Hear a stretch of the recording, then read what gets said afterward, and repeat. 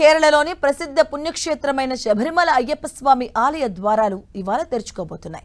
మలయాళ నూతన ఏడాది పవిత్ర చింగం మాస పూజల కోసం ఇవాళ సాయంత్రం 5 గంటలకు ఆలయాన్ని ఓపెన్ చేయబోతున్నారు. ఆలయ ప్రధాన తంత్రి కందదారు బ్రహ్మదత్తన్ సమక్షంలో ప్రధాన పూజారి గర్భగుడి తలుపులను తెరిచి ప్రత్యేక పూజా కార్యక్రమాలు నిర్వహిస్తారు. మలయాళ నూతన సంవత్సర ప్రారంభం సందర్భంగా రేపు ఉదయం 5 గంటల నుంచి భక్తులకు స్వామివారి దివ్య దర్శనాన్ని కల్పిస్తారు. ఈ ప్రత్యేక పూజలు ముగిసిన తర్వాత ఈ నెల 21న రాత్రి 10 గంటలకు ఆలయాన్ని తాత్కాలికంగా మూసివేస్తారు. అనంతరం ఓనం పండుగ ఉత్సవాల సందర్భంగా ఈ నెల 24న ఆలయాన్ని తిరిగి తెరుస్తామని ట్రావెన్కోర్ దేవస్థానం బోర్డు వెల్లడించింది.